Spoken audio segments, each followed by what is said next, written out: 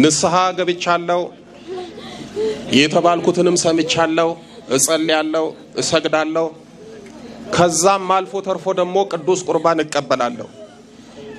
ግን መንፈሱ አይጋለጥም። በህይወቴ ለውጥ የለም። እንደውም እዚህ ህይወት ውስጥ ከገባ በኋላ መከራው ፈተናው በዛብኝ፣ እግዚአብሔር ራቀኝ፣ ይቀርበኛል ብዬ ተጠግቼ የሚሉ ሰዎች አሉ። እየሰማችሁኝ ነው? አንዳንዴ የምናጎለው ነገር አለ ወይ ደግሞ ገባ ወጣ ነው የምንለው። ለምሳሌ ንስሐ የገቡ ሰዎች፣ በመናፍስት ውጊያ ውስጥ ያሉ፣ የሚጸልዩ፣ የሚሰግዱ፣ ቅዱስ ቁርባን የሚቀበሉ ሰዎች እግዚአብሔር ህይወታቸውን፣ ኑሯቸውን፣ ገንዘባቸውን እንዲባርክላቸው አስራት አያወጡ። ሁሉን ነገር ያደርጉና አስራት ይጎላቸዋል። ወይ ደግሞ ከእግዚአብሔር አንድ ነገር ይፈልጋሉ፣ እግዚአብሔርን ስጠኝ ይላሉ፣ ግን ለተቸገረ ደግሞ ሰው አይሰጡም። ይህ ምጽዋት ችግር አለባቸው። ሌሎቹ ደግሞ ወይ የነፍሳቸው ጠበቃ የሚሆናቸው በችግራቸው፣ በፈተናቸው፣ በመከራቸው፣ በተለይም በመንፈሳዊ ውጊያ ሰዓት ደግሞ የሚያግዛቸው አንድ መልአክ እንኳን አይዙ። ለምሳሌ ቅዱስ ገብርኤልን እየወደዱ ቅዱስ ገብርኤልን የማይዘክሩ ብዙ ሰዎች አሉ። ቅዱስ ሚካኤልን እየወደዱ ቅዱስ ሚካኤልን የማይዘክሩ፣ መልኩን የማያደርሱ ብዙ ሰዎች አሉ። ብዙ ሰው ብቻውን ነው የሚለፋው፣ ብቻውን ነው የሚታገለው። ንስሐ ይገባል፣ ስጋው ደግሞ ይቀበላል፣ ይጸልያል፣ ይሰግዳል፣ ይቀጠቅጣል። ግን ልፋቱ የብቻው ነው። የሚያግዘው መልአክ የለም። የሚረዳው አንድ ቅዱስ አባት የለም። በችግሩ ጊዜ የሚታደገው አንድ ሰማዕት የለም። ዝም ብሎ ልፋት ይሆናል። ይኸውላችሁ፣ እየሰማችሁኝ ነው? ንስሐ ገብታችሁ ጸልያችሁ ሰግዳችሁ እየቀጠቀጣችሁ ብቻችሁን የምትታገሉ ሰዎች ካላችሁ በአንድ እጅ እያጨበጨባችሁ ነው። በአንድ እጅ ማጨብጨብ ይቻላል? አይቻልም። ብዙ ሰው በመናፍስት ውጊያ ውስጥ በአንድ እጁ ነው የሚያጨበጭበው። ያ ማለት ብቻውን ነው የሚታገለው። የሚታገልለት መልአክ የለም። የሚታገልለት ቅዱስ አባት የለም። የሚታገልለት ጻድቅ ወይ ደግሞ ቅድስት እናት የለችም። ዝም ብሎ ብቻ መታገል። ትግሉ የክፉ መንፈስ ወይም ደግሞ የመናፍስት ስለሆነ ቅዱስ የሆኑት የእግዚአብሔር መናፍስት የተባሉት ቅዱሳን መላእክት በትግል ውስጥ ያስፈልጉናል። የመናፍስት ውጊያ ያለበት ቅዱሳን መላእክትን እርዶኛ አግዙኝ ብሎ ዝክራቸውን እንዳቀሙ እየዘከረ ድርሳኑንና መልኩን እየጸለየ አግዙኝ ማለት አለበት። ይሄ ብዙ ሰው እኔ ያየሁት ችግር ነው። ወይ ደግሞ ቅዱስ ጊዮርጊስን፣ ቅድስት አርሴማን፣ ወይ መጥምቁ ዮሐንስን፣ ወይ አቡነ አረጋዊን፣ ወይ አቡነ ተክለ ሃይማኖትን፣ ወይ አቡነ ገብረ መንፈስ ቅዱስን የሚወዱትን የሚያውቁትን አንድ ጻድቅ በቋሚነት አግዙኝ ብሎ አይለምኑ። የመናፍስት ውጊያ ያለባችሁ፣ ፈተና የከበዳችሁ ሰዎች ብቻችሁን ታግላችሁ አታሸንፉም። ቢያንስ 3 ነገር ያስፈልጋችኋል። ስንት ነገር አልኳችሁ? 3 የሚጠብቃችሁ መልአክ ያስፈልጋችኋል።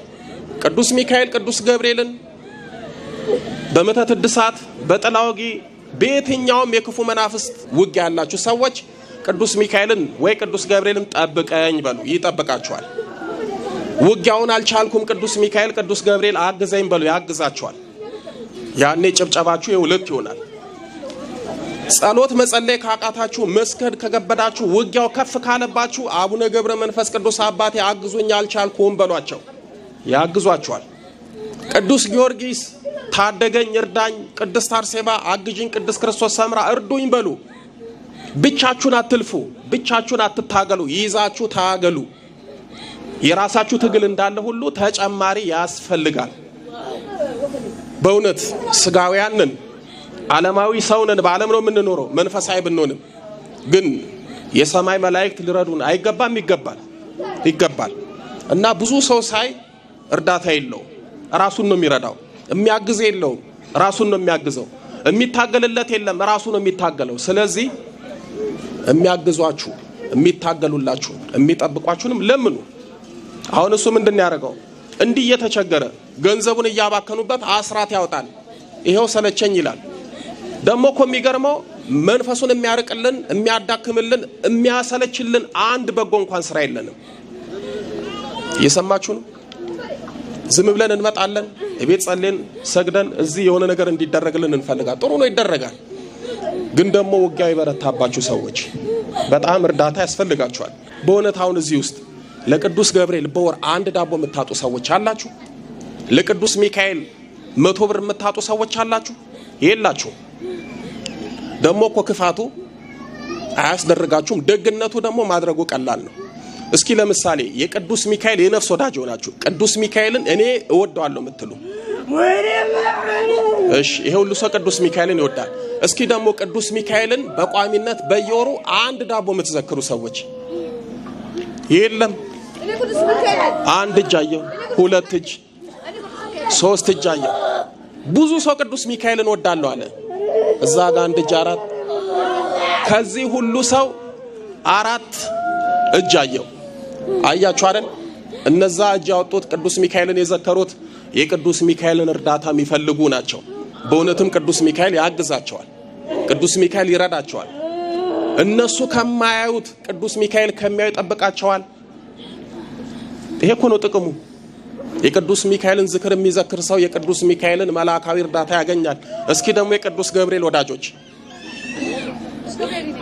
አቤት እናንተ በቃ እንደ ፓርላማ ናችሁ አይደል?